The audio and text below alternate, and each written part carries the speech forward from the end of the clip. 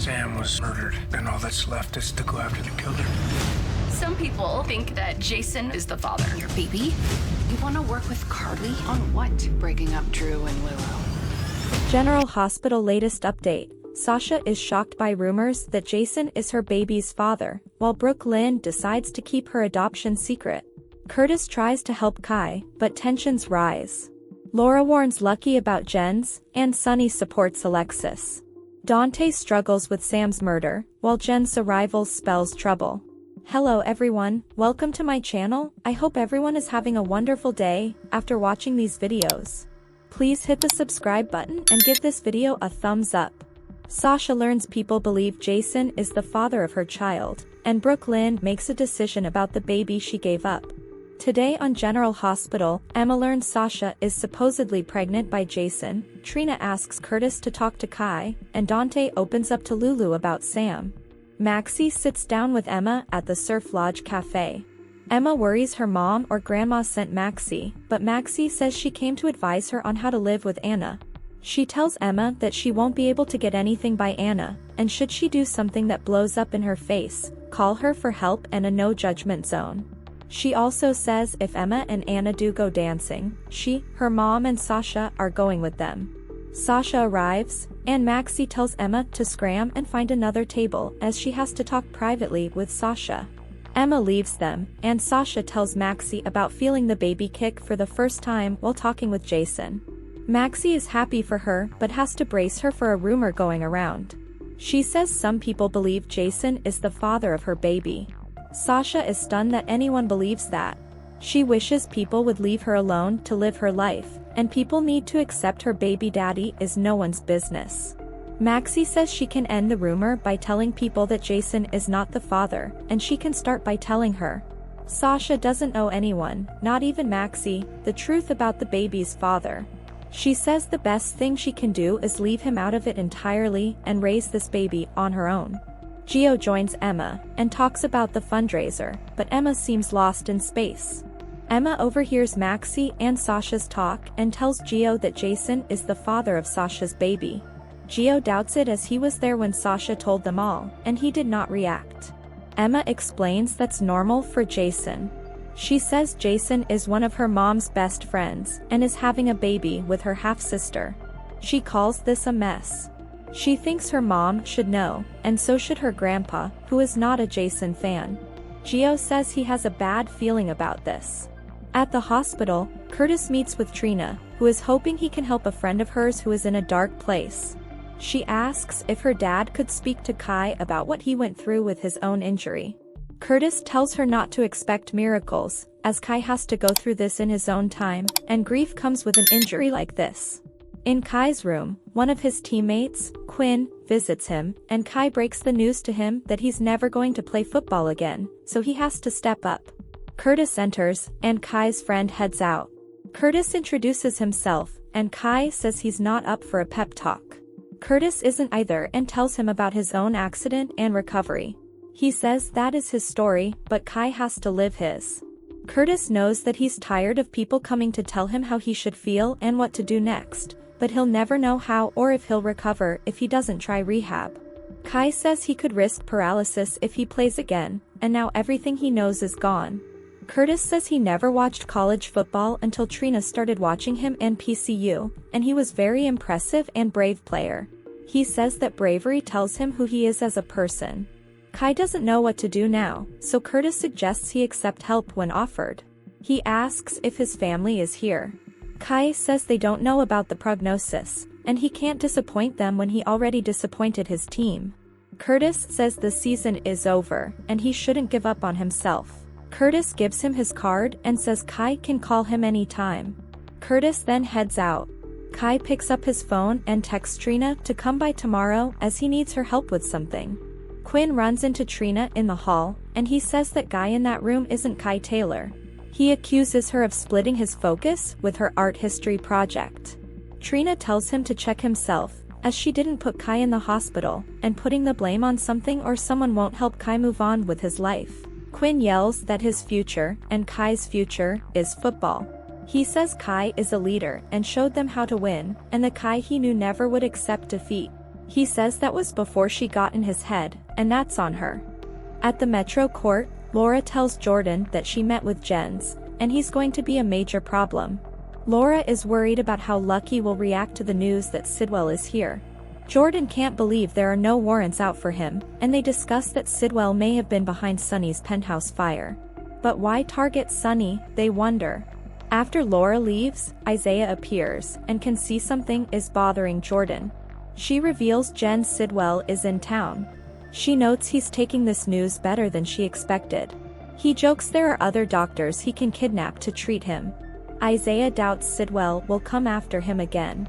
She says if he does, she has his back. At Liz's place, she and Lucky are looking into mysterious deaths at Turning Woods. One patient was 75 and had dementia but was healthy and suddenly died of a heart attack last fall. She had few visitors other than Cyrus. Liz wonders how many people he's killed. Laura stops by to give Lucky the news that Jenz Sidwell has moved to Port Charles and bought Windmere. Liz asks how he's free. Lucky says the place he encountered Sidwell has no law, and nothing he did has ramifications here. Laura says Anna will be watching him, as will the WSB, and she wants her son to steer clear of Sidwell. Lucky says he will, and he can take care of himself. She hugs him. After Laura leaves, Liz asks Lucky about his ordeal with Sidwell. He says it is over and doesn't matter, but she can see it does by his expression. Lucky admits being that man's prisoner was hell. Lucky confesses something that he doesn't want others to know. He says Jason could have killed Sidwell, but he stopped him. If Jenz picks up where he left off, he will have to live with the fact he could have stopped him. Sunny checks in on Alexis at her office. She assumes he heard about Sam, and Sunny confirms that Christina told him. Alexis cries that all she feels is pain, and she has to live with the fact that someone killed her daughter. Sunny embraces her as she cries on his shoulder. He lets her know that she never failed Sam and that losing a child is a different type of grief. He is here for her. Laura drops by, and Alexis asks if there are updates on Sam. She says there aren't, and Laura has come on another matter. Laura asks what Alexis knows about Jenz Sidwell. Sunny asks why Laura wants to know about him. Laura explains he moved into Windmere, and Alexis is the Cassadine estate trustee. Alexis says the sale was complicated, went through a broker, and all she did was deliver records to him. Alexis asks why the questions about Jenz? Laura reveals he held Lucky prisoner, and Sunny adds he also almost killed Anna and Jason. Sunny has to head out to prepare for his trip, and he says goodbye to them. Laura tells Alexis that Anna has opened an investigation into Sam's murder, but she has no details yet. Alexis says she's going to focus on Sam's donation to Lulu, which was a gift of love. Outside Alexis' office, Sunny pops a heart pill. At the Quartermain stables, Lulu arrives looking for Cody but spots Dante and Brook Lynn embracing. Brook Lynn leaves them, and Dante assures his ex that wasn't what it looked like. She says he doesn't have to explain and asks how things are going with Sam's case. Dante reveals Anna won't let him help and ordered him to take a week off. Lulu says he needs time to grieve and there are no easy fixes. Dante says losing Sam was hard enough, and now he has to wrap his head around the fact that she was murdered. Lulu says she owes him an apology if it seems she took Sam's gift for granted, which she hasn't. He knows, and she is just the same stubborn Lulu they all loved. Lulu says he can talk to her about Sam. Dante wonders if he told Sam that he loved her enough, and thinks about how he was barely home the last weeks she was alive. Lulu knows it's because he was in the hospital with her. Dante says he doesn't know why he waited so long to propose to Sam. He thought they'd have a lifetime together but were engaged for less than 24 hours.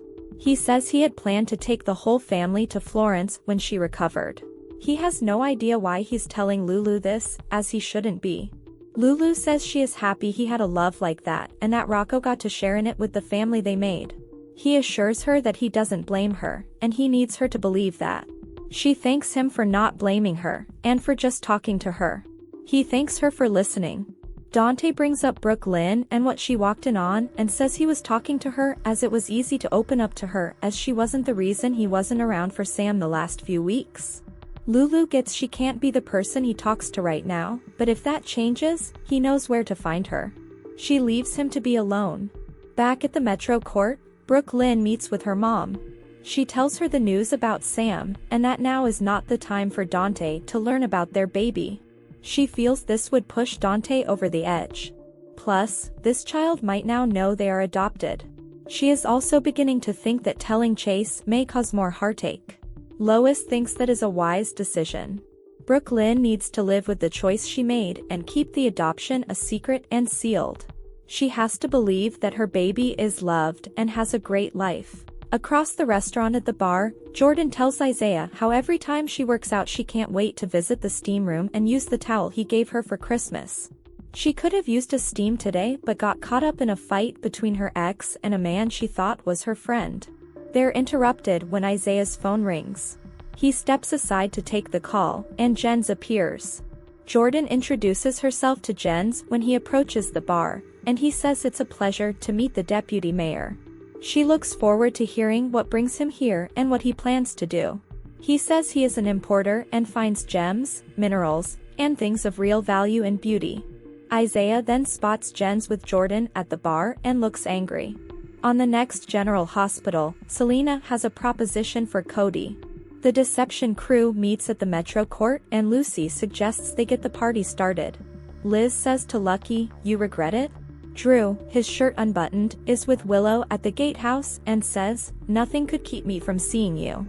Isaiah asks Jordan, "Are you looking to mess with someone like that?"